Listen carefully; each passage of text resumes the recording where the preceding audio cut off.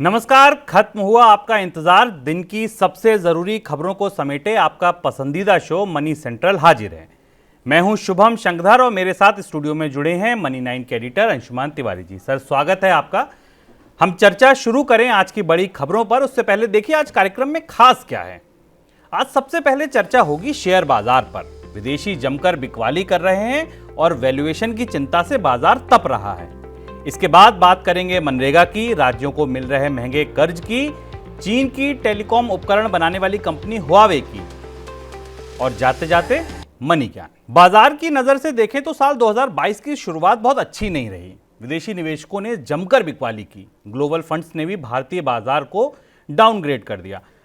Sir, मैं special report देखूं उससे पहले मैं ये जानना चाहूंगा कि क्या कुछ बदल गया पिछले 5-6 महीनों में। कोविड के दौरान जब कुछ नहीं खुला था, सिर्फ बाजार खुला था, कुछ नहीं चल रहा था तो बाजार चल रहा था और पूरी दुनिया में हम सबसे ज्यादा चमकते हुए दिख रहे थे। क्या बदल गया 4-5 महीने में? विदेशी इतने अनमने क्यों हो गए? शुभम, पिछले 3-4 महीने की जो सबसे चौंकाने वाली सूचना शेयर बाजार से आ रही है हमारे पास, वो विदेशी निवेशकों की बेरुखी है या विदेशी निवेशकों की बेचैनी है, जो उनकी बिकवाली है। और आंकड़े उसकी ताकीद भी करते हैं। आंकड़े बताते भी हैं कि विदेशी निवेशकों ने पिछले अक्टूबर के बाद अभी तक करीब $10.5 बिलियन की 78,466 करोड़ रुपए की बिकवाली की है, 79,000 करोड़ रुपए के आसपास की। और सिर्फ पिछले एक महीने में करीब 47,596 करोड़ रुपए की बिकवाली की है। अब ये बिकवाली कई मामलों में चौंकाने वाली है हमारे लिए। चौंकाने वाली इसलिए है क्योंकि भारत का बजट सामने था, भारतीय अर्थव्यवस्था में बढ़ोतरी के संकेत थे। ये था कि मंदी का दौर धीमे धीमे गुजर रहा है और ख़त्म होने वाला है। इस बीच में आखिर विदेशी निवेशक क्यों बेरुखे हो गए जबकि भारतीय अर्थव्यवस्था में रिकवरी शुरू हो रही है? तो 2-3 बड़े कारण हमें सामने दिखाई देते हैं। एक बड़ा कारण जो हमें सामने दिखाई देता है वो ये कि अंतर्राष्ट्रीय बाजार के बदलाव हैं। अंतर्राष्ट्रीय बाजार के बदलावों के कारण, ब्याज दरों के बढ़ने के कारण निवेशकों का जो आर्बिट्राज एडवांटेज है वो खत्म हो रहा है और वो भारत उनके लिए फंड्स महंगे हो रहे हैं। दूसरी चीज़ है कि भारतीय अर्थव्यवस्था में जिस तरीके की बाउंस बैक या रिकवरी की उम्मीद थी वो शायद नहीं थी। और तीसरा ये कि महंगाई जो अंतर्राष्ट्रीय स्तर पर लोगों के लिए और अर्थव्यवस्थाओं के लिए चुनौती बनी हुई। पर किस्सा सिर्फ इतना नहीं है शुभम, किस्सा कहीं ना कहीं भारतीय शेयरों की कीमतों का भी है, वैल्यूएशन का भी है। तो जिस बात का जिक्र आपने किया कि भारत के निवेशक रीझ रहे थे, दुनिया के निवेशक भारतीय बाजारों पर, क्योंकि भारतीय बाजार सस्ते थे, वो बाजार अब सस्ते नहीं रहे हैं और महंगे हो गए हैं। और विदेशी निवेशक बाजार की इस महंगाई को बहुत कायदे से परखते हैं। देशी निवेशक इसे समझने में थोड़ी देरी करते हैं और शायद ये वो बड़ी वजह है कि वैल्यूएशन के मामले में स्टॉक मार्केट में भारतीय स्टॉक मार्केट अब थोड़ा विदेशी निवेशकों को डिस्करेज कर रहे हैं। तो कई सारे फैक्टर्स मिलकर एक एग्जिट बना रहे हैं, एक आउटफ्लो बना रहे हैं भारतीय बाजार से, जिसका आंकड़ा हम देख रहे हैं कि करीब 79,000 करोड़ रुपए की बिकवाली हुई है। बिल्कुल, बाजार महंगे हैं। अंशुमान जी ने कहा वैल्यूएशन एक बड़ी चिंता है। तो बाजार की वैल्यूएशन को नापने का एक फॉर्मूला होता है market cap to GDP ratio. ये बता रहा है कि भारतीय बाजार में खतरे का सायरन बजने लगा है। देखिए मनी 9 की ये स्पेशल रिपोर्ट। भारतीय शेयर बाजार महंगे वैल्यूएशन से तप रहे। इसी चिंता को आवाज देने वाला नया आंकड़ा है लिस्टेड कंपनियों का बाजार पूंजीकरण, जो जीडीपी के अनुपात में 116% की रिकॉर्ड ऊंचाई पर पहुंच गया है। बाजार में ऐसा बसंत इससे पहले 2007 में आया था और उसके बाद का पतझड़ तो आपको याद ही होगा। दुनिया के दिग्गज निवेशक वॉरेन बफे भी इसे महंगे वैल्यूएशन की किताब का सबसे अहम पन्ना मानते हैं। महंगा वैल्यूएशन यानी किसी शेयर का भाव उसकी औकात से ज्यादा। उसकी औकात में छिपा है कंपनी का मुनाफा, कंपनी की नेटवर्थ और देश की जीडीपी। लिस्टेड कंपनियों के पूंजीकरण को देश की जीडीपी से भाग देने पर मिलने वाला ये आंकड़ा शेयर बाजार के महंगे या सस्ते होने का पैमाना है। ये 50 से 75% के बीच में हो तो मानते हैं कि बाजार अंडर वैल्यूड है, यानी कंपनियों के शेयर अपने उचित भाव से नीचे हैं। 75 से 90% के बीच माना जाता है कि वैल्यूएशन ठीक है। खतरे की घंटी बजना शुरू होती है 90 से 115% के बीच और अभी हम खड़े हैं 116% पर। यही वजह है कि स्टॉक मार्केट में मची उठापटक में तमाम कारणों के बीच महंगे वैल्यूएशन का हल्ला सबसे ज्यादा है। इसी का हवाला देकर बीते 4 महीनों में नोमुरा, यूबीएस, गोल्डमैन सैक्स और मॉर्गन स्टैनले जैसे ग्लोबल फंड्स ने भारतीय बाजार को डाउनग्रेड किया है। इनका मानना है कि भारतीय बाजार में रिस्क रिवॉर्ड रेशियो अनुकूल नहीं है, यानी जितने मुनाफे की उम्मीद है जोखिम उसके अनुपात में कहीं ज्यादा है। इन्हीं रिपोर्ट्स को पढ़कर विदेशी निवेशक बाजार से निकल रहे हैं। अक्टूबर से अब तक करीब 80,000 करोड़ से ज्यादा की बिकवाली हो चुकी है। वहीं फरवरी में यह आंकड़ा 7,000 करोड़ से ज्यादा का है। हालांकि घरेलू निवेशकों की पूंजी इन्हें टक्कर दे रही है। जियोजित फाइनेंशियल सर्विसेज के chief investment strategist VK Vijay Kumar कहते हैं कि घरेलू निवेशक शेयर बाजार के नए हीरो हैं। ऐसे में छोटी अवधि में बाजार में गिरावट आएगी भी तो बहुत तीखी नहीं होगी। ये चिंताएं तो हुई छोटी या मध्यम अवधि की, लेकिन लंबी अवधि के अनुमान लंबे हैं। जेफरीज के global head of equity strategy Christopher would कहते हैं कि अगले 5 वर्षों में सेंसेक्स 1 लाख का स्तर छू सकता है। ऊंची वैल्यूएशन के बाद भी उनका तर्क है कि कंपनियों के बेहतर नतीजे और मजबूत आर्थिक विकास बाजार को तेजी दे सकते हैं। उनका कहना है कि भारत की कंपनियां एशिया में सबसे अच्छी अर्निंग ग्रोथ दिखा सकती हैं। मोतीलाल ओसवाल फाइनेंशियल सर्विसेज के चेयरमैन रामदेव अग्रवाल अगले 10 वर्षों में सेंसेक्स को 2 लाख पहुंचते देख रहे हैं। वे कहते हैं ऐसा पहली बार नहीं होगा कि बाजार 10 साल में 4 गुना बढ़ेगा। पहले भी ऐसा हो चुका है। उनका ये अनुमान 12 से 13% की नॉमिनल जीडीपी ग्रोथ के आधार पर है।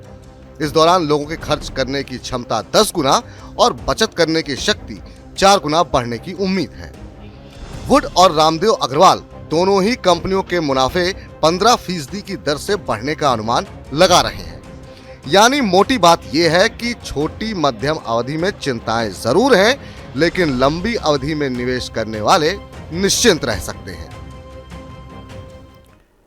सर, इस पैकेज को देखने के बाद मेरे मन में एक सवाल और आया कि ठीक है, इक्विटी मार्केट छोटी से मध्यम अवधि के लिए ग्लोबल फंड्स के लिए महंगे लग रहे हैं, इसीलिए विदेशी निवेशक निकल रहे हैं।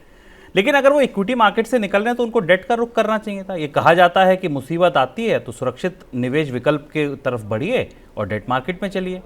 डेट मार्केट में भी उनकी इतनी खरीदारी नहीं दिख रही है, ऐसा क्यों है?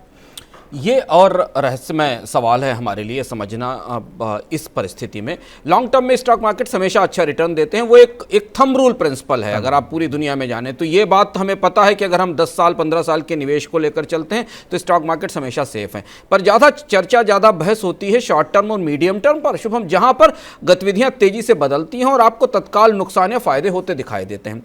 हमें यह ट्रेंड भी भारत में नहीं दिखा कि जब भारत के इक्विटी मार्केट में वैल्यूएशंस काफ़ी हाई थे, वैल्यूएशंस पर हमने पूरा विस्तार से आपको बताया। भारत का के स्टॉक्स का इंडेक्स का रेशियो जीडीपी से 100% से ज़्यादा हो गया। उस समय भारतीय निवेशकों ने आखिर भारतीय डेट में इन्वेस्टमेंट क्यों नहीं किया? अगर आप शेयर बाजार में बिकवाली का आंकड़ा देखें और उसके बदले उनका निवेश देखें डेट इंस्ट्रूमेंट में, जो कि करीब 3400 करोड़ के आसपास है और 30-40 हज़ार करोड़ रुपए बाजार से निकाले गए पिछले दिनों के ताज़ा आंकड़ों को देखें, तो आपको यह महसूस होगा कि कहीं ना कहीं भारतीय निवेशकों को भारत का महंगा डेट मार्केट भी आकर्षित नहीं कर रहा है। जबकि इस बात की उम्मीद थी कि भारत के शेयर बाजार, जब दुनिया में ब्याज दरें बढ़ेंगी तो भारत में निवेशक भारत के बॉन्ड मार्केट में आएंगे। और यहां हम उस चर्चा को, मनी सेंट्रल की चर्चा को रेफर करना चाहेंगे, संदर्भ देना चाहेंगे जो हमने की थी कि भारत का ग्लोबल बॉन्ड इंडेक्स में ना जाना एक बड़ा डिस्करेजिंग फैक्टर या हतोत्साहित करने वाला एक बड़ा पहलू रहा है। क्योंकि भारतीय विदेशी निवेशकों को यह लग रहा था कि अगर भारत ग्लोबल बॉन्ड इंडेक्स का हिस्सा बनता है तो शायद उसे तो भारत में विदेशी निवेशकों को बॉन्ड मार्केट में पार्टिसिपेट करने, निवेश करने का बड़ा मौका मिलेगा। भारत सरकार का कर्ज कार्यक्रम धीमा होगा या कम होगा तो जिसका असर पूरी फिस्कल पिक्चर पर दिखाई देगा और निवेशकों को अपने लॉसेस जो स्टॉक मार्केट में हो रहे हैं उन्हें हेज करने की, बचाने की सुविधा मिलेगी बॉन्ड मार्केट से। और इसलिए विदेशी निवेशकों को दोनों तरफ से निराशा दिख रही है और इसलिए हम ये बड़ा नंबर देख रहे हैं जिसका असर शुभम हम आने वाले समय में रुपए की कीमत पर भी देखेंगे, क्योंकि आउटफ्लोज भारत के विदेशी मुद्रा भंडार से बाहर होंगे और इसका असर रुपए की कीमत पर भी नजर आएगा। बिल्कुल, और यही जो अंशुमान जी ने कहा ना कि हम संदर्भ देते हैं आपको पिछली चर्चा का, यही हमें भरोसा देता है ये कहने के लिए कि अगर आप मनी सेंट्रल को देखते हैं तो दिन की कोई बड़ी खबर आर पार देखने से नहीं छूटती है। चलिए अब बढ़ते हैं अगली खबर की तरफ जो है मनरेगा से जुड़ी। मनरेगा में रोजगार मांगने वालों की संख्या कम हुई है। सरकारी आंकड़ों के मुताबिक जनवरी में कुल 1.6 करोड़ परिवारों ने 19 करोड़ दिन का, करीब 19.5 करोड़ है, 19.4 करोड़ दिन का रोजगार मांगा है या उनको मिला है। ये दिसंबर से 24% कम है। इसको आप अच्छा संकेत मान सकते हैं कि इकोनॉमी रिकवर कर रही है, शहरों में रोजगार है तो लोग वहां से निकलकर जा रहे हैं। लेकिन एक और खबर है जो मनरेगा से जुड़ी है और ज्यादा महत्वपूर्ण है। ग्रामीण विकास मंत्रालय की ओर से गठित पैनल ने मनरेगा में बदलाव के लिए कई सुझाव दिए हैं। ये सुझाव दिनों की संख्या बढ़ाने से जुड़े हैं, ये सुझाव मजदूरी को महंगाई से जोड़ने से जुड़े हैं। समझते हैं अंशुमान जी से, सर क्या सिफारिशें हैं दरअसल और कैसे ये मनरेगा का चेहरा पूरी तरह बदल सकती हैं? शुभ, मनरेगा की व्यवस्था में एक बड़े बदलाव की तैयारी है। ऐसा लगता है जो पार्लियामेंट्री पैनल ने अपनी रिपोर्ट दी है, उस पार्लियामेंट्री पैनल ने अपनी रिपोर्ट में मनरेगा के कामकाज पर कई सवाल उठाए हैं। उसने ये कहा है कि मनरेगा की बकायेदारी लंबे समय तक पेंडिंग रहती है, उसका भुगतान नहीं होता है। पर जो सिफारिशें हैं वो अगर सरकार मानती है तो भारत की जो सबसे बड़ी जॉब प्रोवाइडिंग स्कीम है या जो सबसे बड़ी स्कीम है जिससे सबसे ज़्यादा जॉब्स मिलते हैं उसे बदला जा सकता है। उनकी जो सबसे बड़ी सिफारिश और सबसे महत्वपूर्ण सिफारिश है कि मनरेगा में अब काम की अवधि को बढ़ाकर 150 दिन किया जाना चाहिए क्योंकि मनरेगा में काम मांगने वालों की संख्या बढ़ती है और जब भी कोई आर्थिक रूप से गतिविधियां बिगड़ती हैं तो लोग मनरेगा की तरफ जाते हैं। उन्होंने स्टैंडिंग कमेटी ने यह भी कहा है कि राज्यों के साथ अच्छा कोऑर्डिनेशन होना चाहिए। जो पेंडिंग पैसा पड़ा हुआ है मनरेगा का उसके इस्तेमाल का सही तरीका निर्धारित किया जाना चाहिए। सबसे महत्वपूर्ण बात यह भी है कि जो वर्क की लिस्ट है मनरेगा के अंदर काम करने की चीज़ें सजेस्ट की गई कि कहाँ कहाँ काम हो सकता उन्हें बढ़ाया जाना चाहिए। और जो सबसे महत्वपूर्ण सिफारिश है शुभम इसमें वो ये है कि मनरेगा की मजदूरी को महंगाई से जोड़ा जाना चाहिए, यानी मजदूरी का इंडेक्सेशन किया जाना चाहिए। और जब तक इंडेक्सेशन नहीं होगा तब तक आप मनरेगा के मजदूरों को सही कीमत नहीं दे सकेंगे उनके श्रम की।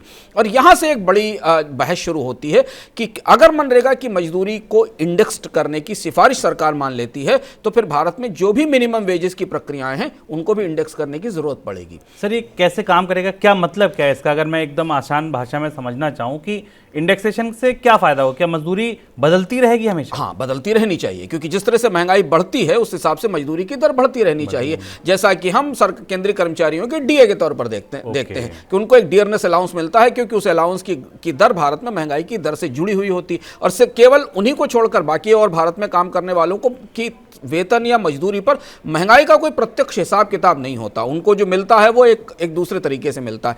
यहां ये समिति एक बात कह रही, मुझे पता नहीं कि सरकार इसे मानेगी कि नहीं मानेगी, लेकिन अगर मनरेगा के वेजेस को महंगाई से जोड़ा गया तो फिर जो पूरे देश में मिनिमम वेजेस की प्रक्रिया है, न्यूनतम वेतन देने की प्रक्रिया है, उसे भी इंडेक्स से जोड़ने की बात होगी। और वो बहुत जरूरी बात है क्योंकि महंगाई बढ़ने का असर सबसे ज्यादा कम आय वर्ग के लोगों पर पड़ता है। इसके लिए कोई किसी बड़े अर्थशास्त्र की जरूरत नहीं है जानने के लिए। तो महंगाई उनको सबसे ज्यादा प्रभावित करती है जिनके पास दैनिक 200 या 250 या 300 रुपए की मजदूरी है। तो मनरेगा की सिफारिश सरकार ने भी इस पर प्रतिक्रिया नहीं दी है, पर सिफारिश महत्वपूर्ण है मनरेगा का ढांचा बदलने की दृष्टि से। बिल्कुल, ये मतलब बड़े सुधार की तरफ कदम हो सकता है अगर सरकार इन सिफारिशों को मानती है। चलिए अगली खबर की ओर बढ़ते हैं। रिजर्व बैंक अपनी पॉलिसी में कर्ज महंगा करे या अभी इंतजार करे, इसका पता तो पॉलिसी आने के बाद चलेगा, लेकिन भविष्य में महंगे कर्ज की आशंका मजबूत हो गई है। मंगलवार को स्टेट डेवलपमेंट लोन यानी कि जो राज्य सरकारें कर्ज लेती हैं उसकी दर औसत 7.25%, 7.24% के पास पहुंच गई है। ये पिछले एक हफ्ते से 40 बेसिस पॉइंट ज्यादा है, यानी कि राज्य सरकारों को कर्ज महंगे मिल रहे हैं। सर कई राज्यों में चुनाव हैं, हम रोज देखते हैं कि चुनावी वादे तमाम राजनीतिक पार्टियां बिल्कुल दिल खोले दे रही हैं इस समय, ठीक है। ये आंकड़ा महंगे कर्ज का देखकर राजनीतिक पार्टियों को डरना चाहिए या हमें डरना चाहिए?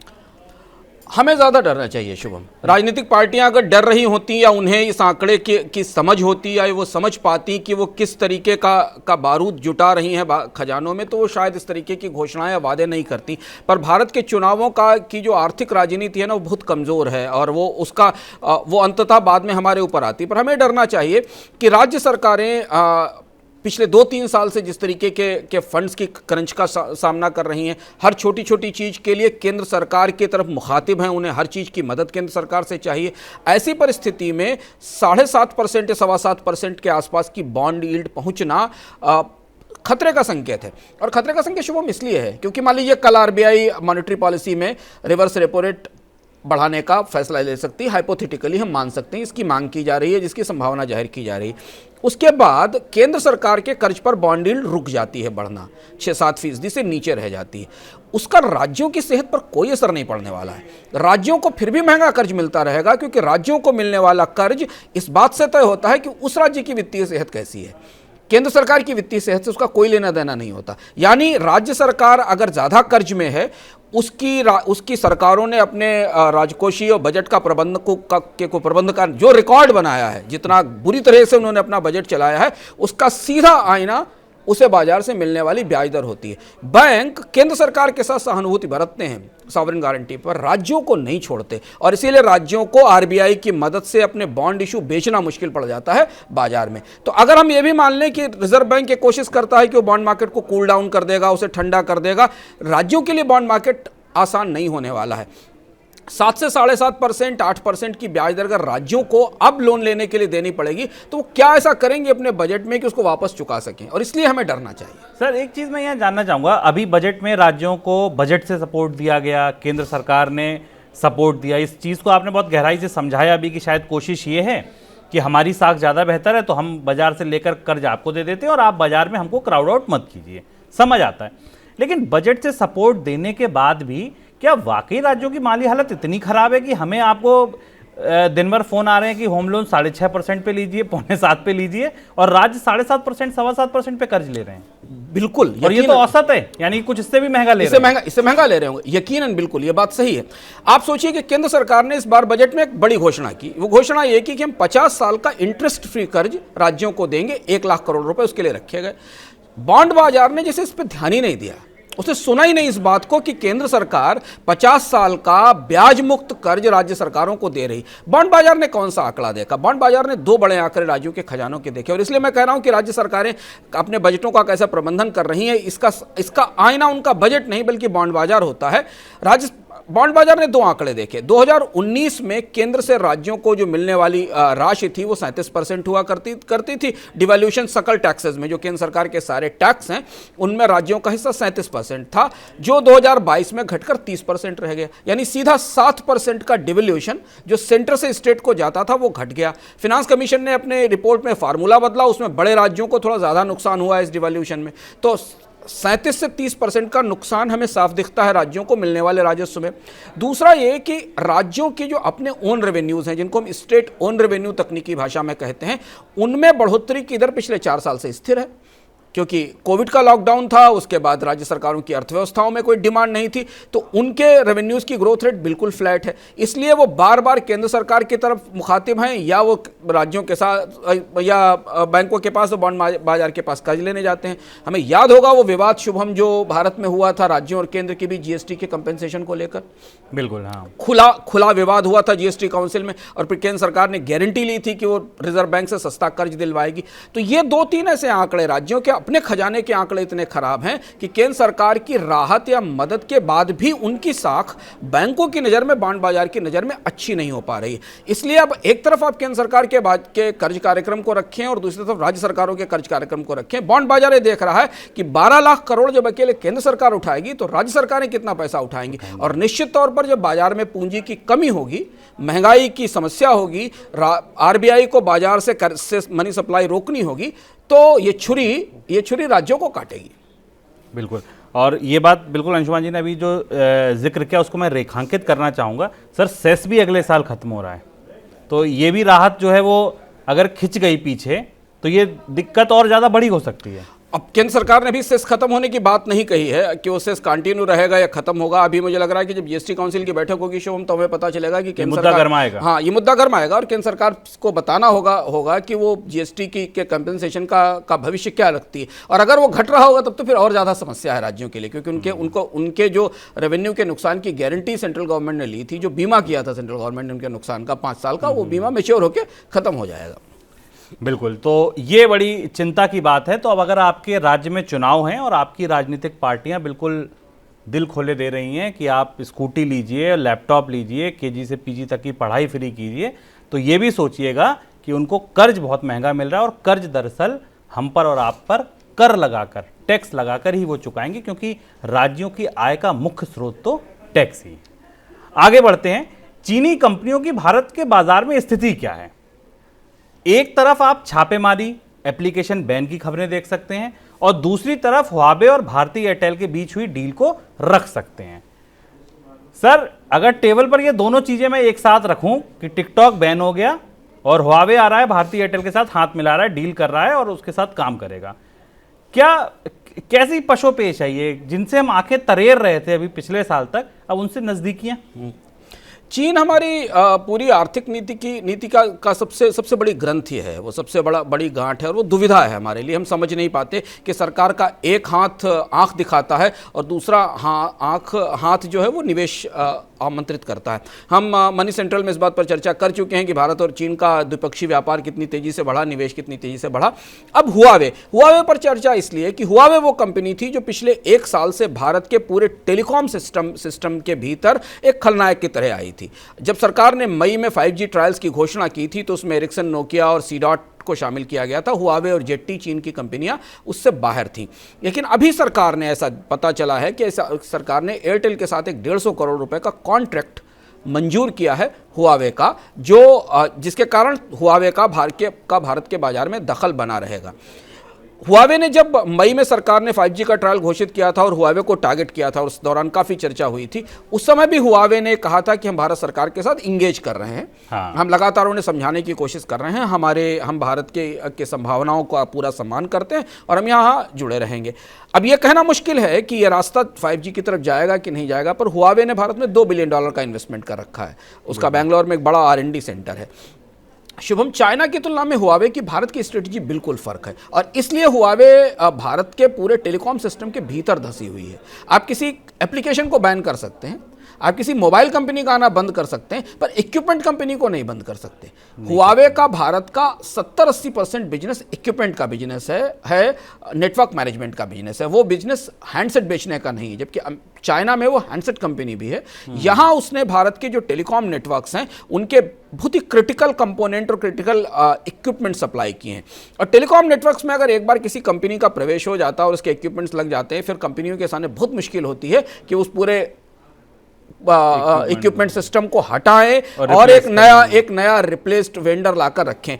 और जब टेलीकॉम सेक्टर में एक जनरेशन से दूसरे जनरेशन पर जाना होता है तो जो वेंडर होता है वही मदद करता है कि आप नेक्स्ट जनरेशन में अपग्रेड करिए। और इसलिए शायद ये दबाव रहा होगा एयरटेल का कि एयरटेल को अपने भविष्य के नेटवर्क मैनेजमेंट के लिए हुआवे को अपने साथ रखना पड़ेगा। तो क्या आप ये मान लें कि जो 5G का नेटवर्क आएगा वो हुआवे के ही कंधे पे रखा हुआ आएगा?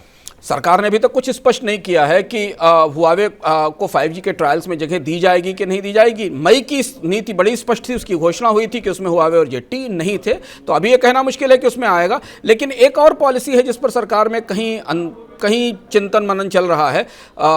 जब चीन के साथ सीमा पर तनाव बढ़ा था शुभम, तो सरकार ने जो भारत के बॉर्डरिंग कंट्रीज थे उनके साथ निवेश की नीति पर थोड़ी सख्ती की थी और ये कहा था कि वो निवेश के प्रस्ताव जो भारत आ रहे हैं उनकी सरकार की एक विशेष कमेटी जांच करेगी। आज ऐसा पता चला है कि सरकार उस नीति को थोड़ा रिलैक्स करने वाली है। हालांकि उसमें अभी चीन को लेकर सतर्कता बरतने की बात कही गई है, लेकिन धीमे धीमे चीन को लेकर कारोबारी ढंग से जो आग्रह हैं वो धीमे धीमे पिघल रहे हैं। दुतरफा व्यापार की या बायलैटरल ट्रेड तो $100 बिलियन के आसपास है, जिस पर हम चर्चा कर ही चुके हैं। भारत के स्टार्टअप्स में चीन का परोक्ष निवेश ये काफ़ी बढ़ा है, जिस पर हम विस्तार से चर्चा कर चुके हैं पिछले दिनों में। हुआवे की मंजूरी कुछ और होने की दिशा की तरफ संकेत करती है, लेकिन हम मनी सेंट्रल में इस पर निगाह रखेंगे कि हुआवे को आगे भारतीय 5G के नेटवर्क में आने की जगह मिलती है या नहीं। बिल्कुल, हम पूरी तरह से चौकस रहेंगे और अगर कहीं कोई खबर तैरती है, आती है, तो तत्काल आपके पास पहुंच जाएगी। आज की ये बड़ी खबरें थी जो आपकी जेब पर, जिंदगी पर असर डालेंगी। इस पर हमने विस्तार से अंशुमान जी से चर्चा की, लेकिन 9 मिनट में और 10 खबरें आप जरूर जानिए मनी टाइम में, जो ठीक 1 घंटे बाद आएगा। अंशुमान जी, बहुत शुक्रिया आपका आज के शो में जुड़ने के लिए। आपको जाते जाते मैं छोड़ जा रहा हूं एक मनी ज्ञान के साथ, जो आपको ये बताएगा कि रिजर्व बैंक के हाथ से कब निकला ब्याज दरें तय करने का अधिकार और कैसे बनी थी मॉनेटरी पॉलिसी कमेटी। नमस्कार। क्या आपको पता है कि देश में ब्याज दरें कैसे तय होती हैं? जून 2016 तक ब्याज दर तय करने का अधिकार आरबीआई के बोर्ड और आरबीआई गवर्नर के पास था। ब्याज दरों पर फैसला लेने से पहले आरबीआई गवर्नर वित्त मंत्री से उनकी सलाह लेते थे।